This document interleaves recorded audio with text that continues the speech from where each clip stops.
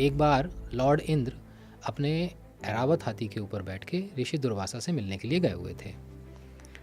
As an offering ऋषि दुर्वासा ने उनसे मिलने के बाद में उनको एक डिवाइन माला गिफ्ट करी, जिसको उन्होंने ऋषि दुर्वासा से लेके ऐरावत हाथी की सूंड पे रख दिया।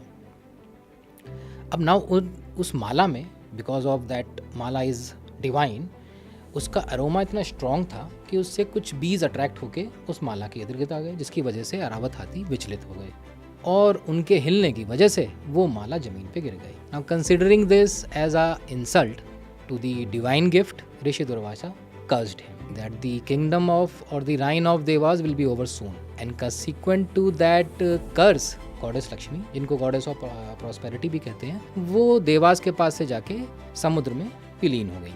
और उसी के परिणाम स्वरूप दानवों के एक राजा हुए थे महाबली, उन्होंने देवताओं पे आक्रमण करके उनका राज्य समाप्त कर दिया। अब देवता पर्टिकुलरली लॉर्ड इंद्र गए लॉर्ड विष्णु की शरण में और उन्होंने कहा कि भाई आप हेल्प करिए। तो lord Vishnu gave him an opinion and a suggestion of taking a diplomatic move to align with दानवास and churn the ocean.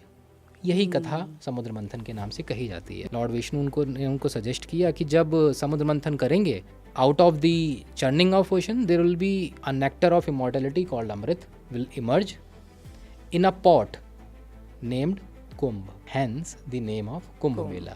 Nomenclature of Kumbh Mela could have been derived from the name Magh Mela or collective bathing और river मेला। सो जिसको हम मान के चल सकते हैं कि पहले ये नाम हुआ होगा और बाद में शायद ये नाम बदल के या कन्वर्ट हो गया कुंभ मेला के तौर पर, ऐसा माना जा सकता है।